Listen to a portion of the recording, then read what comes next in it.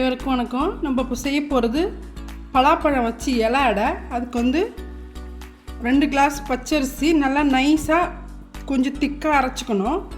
அதை அரைச்சிட்டு அதுக்கப்புறம் நம்ம வெல்லம், தேங்காய், பலாப்பழம் போட்டு ஒரு மிக்ஸ் ரெடி பண்ணணும். ரெடி பண்ணி வாழை இலையில் இந்த அரைச்ச மாவை போட்டு அதுக்கப்புறம் அந்த நம்ம மிக்ஸ் பண்ணுற வெல்லம் மிக்சரை போட்டு இட்லி பாத்திரத்தில் வச்சு அவிக்கணும். இப்போ நம்ம இதை அரைச்சிட்டு வந்துடலாம். இந்த அரைச்ச மாவை நம்ம இந்த பாத்திரத்தில் போட்டுக்கலாம். இதில் லைட்டாக உப்பு போட்டுக்கணும். உள்ளே இனிப்பு இருந்தாலும் மேலே இருக்கிற மாவுக்கு லைட்டாக உப்பு வேணும். போட்டு நல்லா மிக்ஸ் பண்ணிவிட்டு வச்சுக்கலாம்.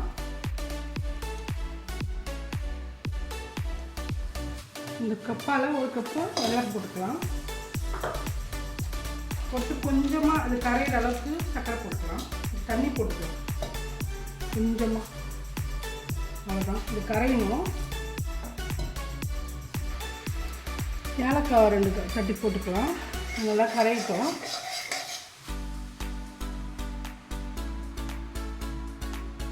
வெல்லம் நல்லா கரைஞ்சிடுச்சு. இப்போ இன்னும் கொஞ்சம் இருக்குது. கரைஞ்சதும் தேங்காய் பூ போட்டுக்கலாம். அதில் ஒரு அரை மூடி தேங்காவை உடச்சி திருவி வச்சுருக்கேன். அதை போட்டு நல்லா அதில் கிண்டிடணும். கிண்டிட்டு நல்லா கொஞ்சம் ஆறட்டுன்னு அதுக்கப்புறம் பலாப்பழத்தை பொடியாக கட் பண்ணிவிட்டு அதை போட்டு கிண்டிக்கணும்.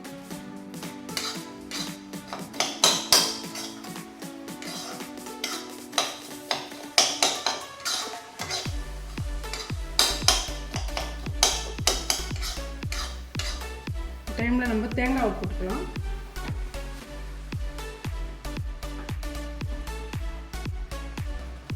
தேங்காய் கட்டியாகணும்.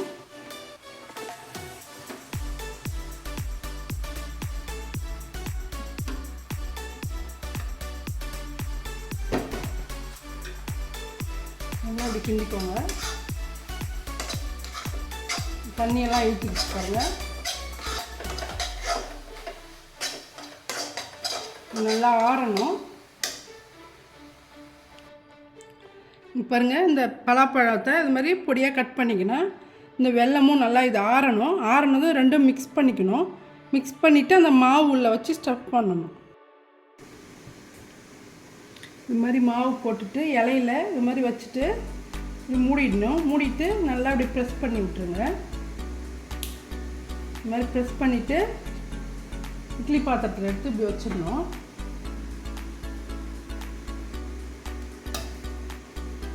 மாவு எடுத்து இப்படி போட்டுக்கோங்க. போட்டுட்டு நம்ம தோசை போடுற மாதிரி நல்லா இப்படி சுற்றிக்கோங்க.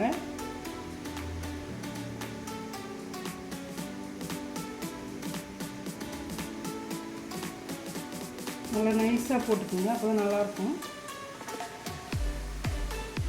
போட்டுட்டு நம்ம மிக்ஸ் பண்ணி வச்சுட்டு இந்த பலாப்பழத்தோட மிக்சரை எடுத்து இதுக்குள்ளே இப்படி வச்சு நல்லா அப்படி ப்ரெஸ் பண்ணிக்கோங்க.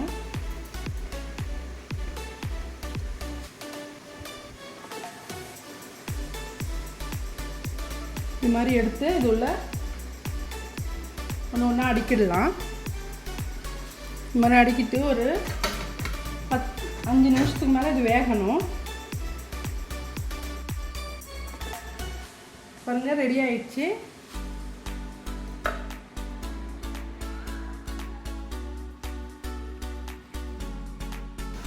அனைவருக்கும் வணக்கம். நம்ம இப்போ செய்ய போகிறது அவல் கொழுக்கட்டை.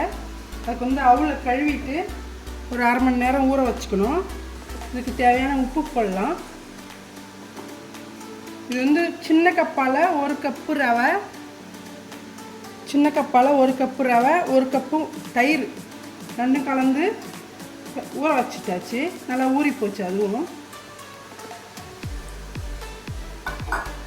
இதுக்கு தாளிப்பு போடணும். கடுகு, கடலைப்பருப்பு, உளுத்தம்பருப்பு தாளிப்பு போட்டாச்சு. கொஞ்சமாக தேங்காய் பூ போட்டுக்கலாம். இதிலே கொழுக்கட்டைக்கு நல்லாயிருக்கும் தேங்காய் பூ போட்டால். இதில் கொஞ்சம் பெருங்காயம் போட்டுக்கலாம். போட்டுட்டு எல்லாத்தையும் நல்லா கலந்து பிசைஞ்சிட்டு பிடிச்சி வைக்க வேண்டியது தான். ஈஸியானது, நல்லா டேஸ்ட்டாகவும் இருக்கும். இதை நல்லா பிசைஞ்சிக்கோங்க. இதுக்கு சைட் டிஷ்ஷு நீங்கள் பச்சை கார மிளகா வேணால் போட்டுக்கலாம், அப்படி இல்லைன்னா சட்னி தொட்டு சாப்பிட்லாம். தேங்காய் சட்னி நல்லாயிருக்கும் இதுக்கு. இது மாதிரி நல்லா பிசைஞ்சிடுங்க. பிசைஞ்சிட்டா அந்த ரவை ஊறி போனது நல்லா பைண்டிங் ஆகிடும்.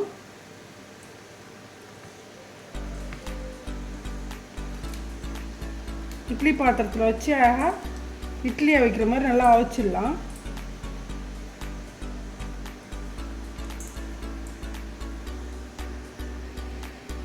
பாருங்கள், மாவு எடுத்து நல்லா இது மாதிரி ப்ரெஸ் பண்ணிவிட்டு எல்லா தட்டுலேயும் இதே மாதிரி பிடிச்சி வச்சிடலாம்.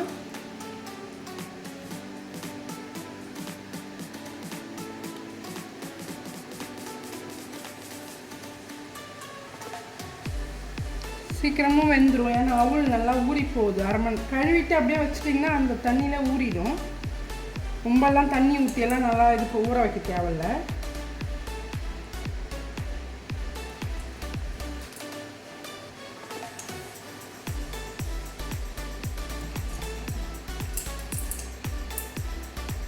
அதான் நம்ம இட்லி பாத்திரத்தில் வச்சு மூடிடலாம்.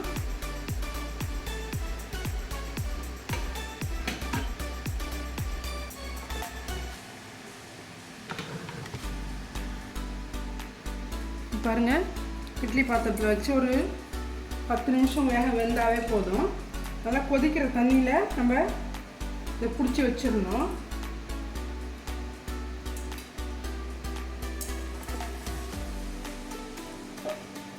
மூடி போட்டுடலாம். மூடி போட்டாச்சு, ஒரு 10 நிமிஷத்தில் ரெடி ஆகிடும்.